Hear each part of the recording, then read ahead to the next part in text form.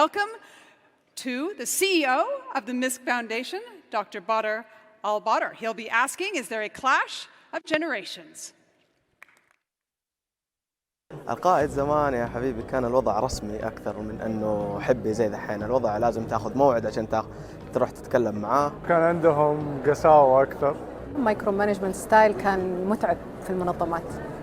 القرار جاء كذا أو الأمر جاء كذا لازم يتنفذ كما أنزل. دائما في فاصل، في مكتب وفي سكرتارية، وممكن القائد شخص أنت ما تقدر تتكلم معه وتاخذ راحتك معه وما هو قريب منك، ما هو شبهك، أو بالعادة يكون شخص كبير في السن. وما أريكم إلا ما أرى يعني. بالنسبة لي كانت صورة المدير هو إنسان متحكم، هو إنسان دائما يأمر وأنت تنفذ، ما يقبل الآراء. وكان في خوف بين الامبلويز والمدير نفسه. ما يدي أي أحد مجال يتكلم أو يعطي آراء أو يطرح أفكار. Leaders, executives, thinkers, ladies and gentlemen of all generations, I'm delighted to be with you here today in the 6th edition of FII. I'm always excited to be an FII to the extent that I never miss the Virgin. I'm especially excited about this one here. And I'm honored to be invited for the second time to speak about this important topic.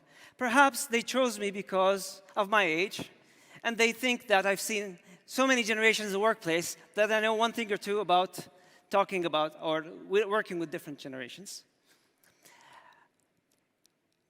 This topic reminds me of a recent conversation that I had with a friend who was also a relative, which means that I know him from a long time and we grew up together.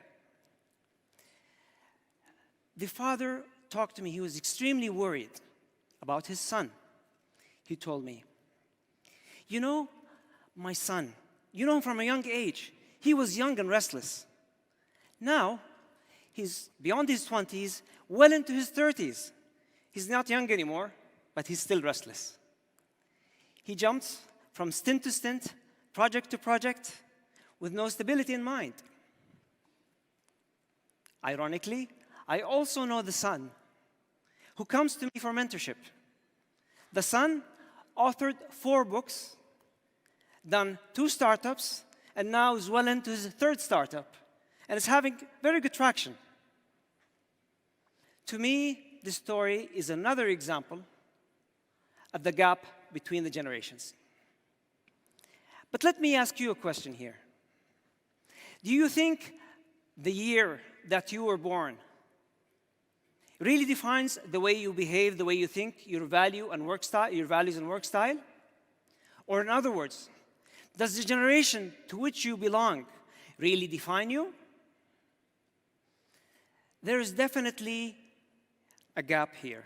And as we have seen from the video, the gap is there's like an older camp which is characterized as conservative, controlling, even to the point, we heard it, cruel.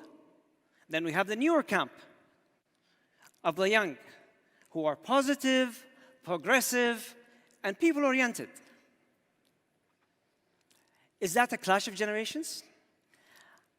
I tend to disagree with the characterization of it as a clash of generations for 2 reasons.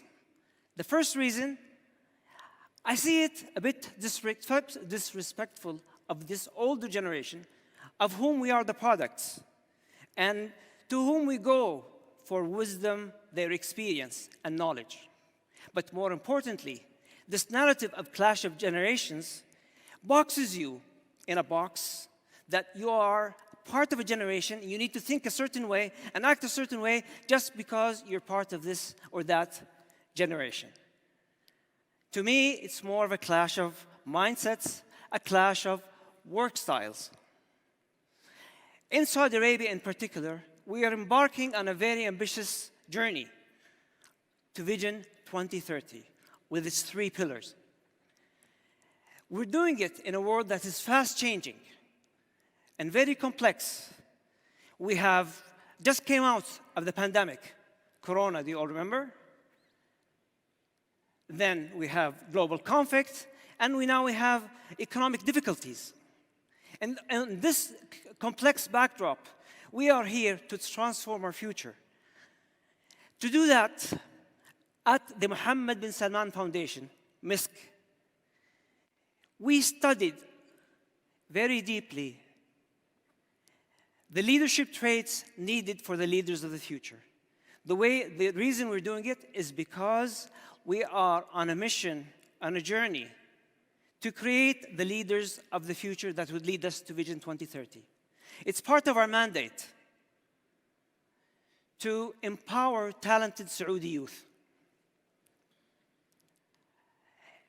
As our study came out with a competency model or a leadership model that identifies the traits of the leaders of the future. I don't have time now to go through the 7 competencies. You could download the whole study from the paper on our website. It's in the link in my Twitter page, in my speaker profile. But I'll take you through an example. A competency, by the way, is just a complex word for sets of behaviors, values, personal attributes, skills that a person or a leader need to adhere to or live up to. One of those competencies, and arguably the most important one, is being a principled leader. That competency does not dictate a set way of action, but actually gives you 2 polarities or a spectrum of work styles or behaviors to choose from depending on the situation. Some of it part of what we characterize as the old camp, some of it part of the new camp. And you're free to choose whatever matches the situation. Let me give you 2 examples of that competency. One is being risk-averse on the one side, conservative. On the other side, being reckless and a risk-taker. And you are to choose as a leader where to be and what is benefit or matches the situation.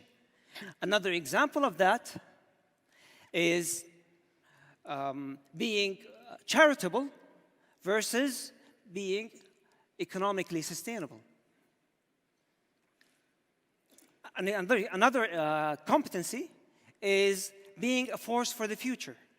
And there you can have behaviors to select from the polarities of being very slow and conservative all the way to being fast and entrepreneurial.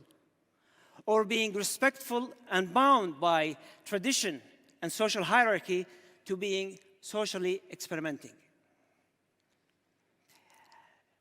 These competencies and the importance of them and the applicability change depending on the situation, as I said.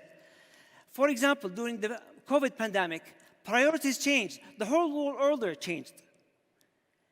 We have done a study at the MISC Foundation on post-pandemic leadership and found that being a principled leader, for example, remained as the most important competency before, during, and after the pandemic. However, being people-centric, and that included looking at the health and well-being of people, shot all the way to being one of the top during the pandemic and after. The competency model and prescribing to leaders how to work is one side. Another area that we're focusing on is dialogue. And that's what we're doing today, and me opening the session on multi-generational dialogue. We will continue this dialogue in this same hall in 2 weeks at the MISC Global Forum. But what we're discussing is a continuation of what we're saying here today, is that the generations need to talk to each other. There's no one right or wrong way. We need to learn from each other. And there are a common goal that we need to reach. There's a transformation. There's a very ambitious transformation that's ahead of us. And we need to select among old and new work styles that benefits the situation. Going back to the story, to the father, I told him at the end that at this day and age, what worked for us is not necessarily the best for our children. There are many ways of success these days. And don't worry about your son. I see him well set on his way to success. But also the son, I told him that you need to be respectful of your father's fears, but you also need to learn from your father's wisdom and plan well for your financial security. And to all of you here with me today, whether you're in your 20s, 30s, 40s, or like me, in your 50s, or even older or younger, I say that you are free to choose to which generation do you belong in terms of your work style. I actually invite you to be part of what we call at MISC as the generation transformation, the generation that will lead transformation in this country, or what we call Generation T. Thank you very much.